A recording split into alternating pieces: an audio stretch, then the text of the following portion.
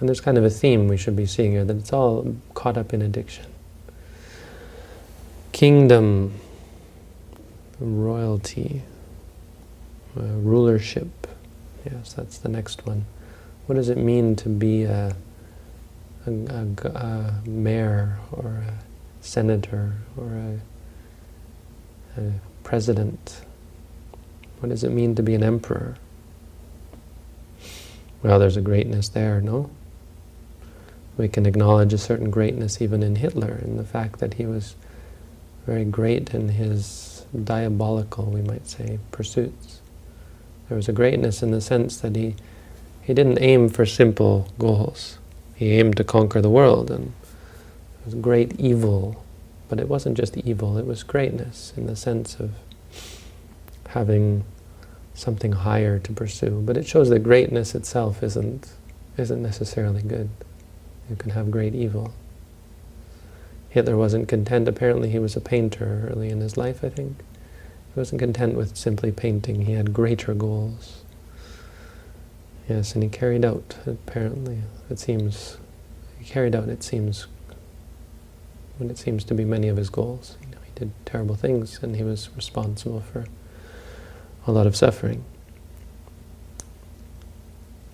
And so again, we're not free from this evil or addiction or suffering. You know, rich people are not free from it. Powerful people. You look at some of the rulers in the world and you think, wow, what evil they're doing. But not only what evil, what suffering must be caught up with that evil. The corruption of their minds, the downfall of their whole being. If only powerful people would listen to these things, if only powerful people would take ear, lend ear to spiritual teachings. No. Well, how different the world would be if they would just listen to me sit here and talk, hey, this is your downfall. It's not me, I'm just passing on, the Buddha's teachings. My teacher once said, oh, if those, very simple, it just seems like a trite thing to say, but he said, when he heard about the airplanes that crashed into the World Trade Towers, he said, oh, if those people had meditated, they would have never done that. And it's simple. It seems perhaps trite, but oversimplified, but it really is all of it. It's so easy to get lost. We're like lost in a vast ocean. Like this sun.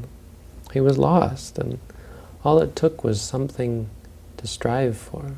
Some simple thing. Memorizing a verse, and suddenly he had to take stock of his mind and what he'd been doing to it, and realize that it was his own fault that he couldn't memorize this verse.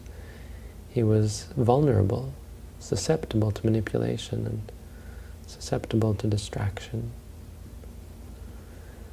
And being emperor of the world doesn't change that. Going to heaven doesn't seem to even change that. We hear about angels in some of these stories. We have many stories of angels who were quite foolish, negligent, indolent, lackadaisical, and suffered the consequences as a result, and lose their station, have their fall from grace.